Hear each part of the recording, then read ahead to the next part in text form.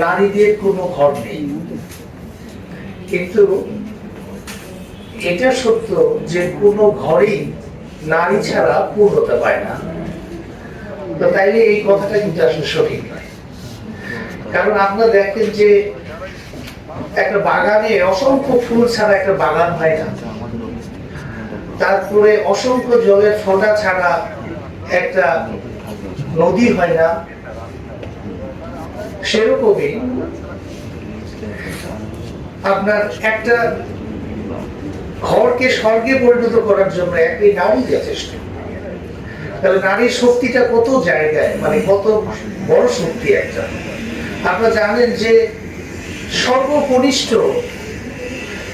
যে Nobel prize পেয়েছে যে ব্যক্তি, তার নাম হচ্ছে মালালা ইউসুফজাই। 17 বছর বয়সে তিনি নোবেল পুরস্কার বিজয়ী হন এবং এই সন্ত্রাস বিরোধী কর্মকাণ্ডের বিরুদ্ধে তার অবস্থানের কারণে সেটি সম্মানিত হয়েছে। তিনি কিন্তু একটা কথা বলেছেন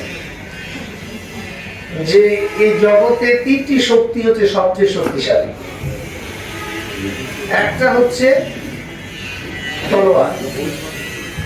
তলোয়ার বলতে যে আমরা যে অস্ত্র শস্ত্রকে মনে করি, এর চেয়েও বড় শক্তি হচ্ছে কলম। আর এই কলমের চাইতেও বড় শক্তি হচ্ছে একজন নারী।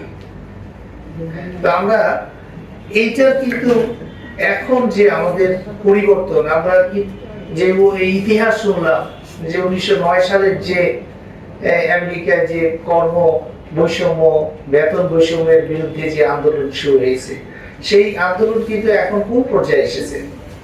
এখন কিন্তু আর পিছনের দিকে ওই পর্যায়ে নেই। এখন সকল নারীদের নিজস্ব আইডেন্টিটি তৈরি করার একটা সুন্দর পরিবেশ তৈরি হচ্ছে।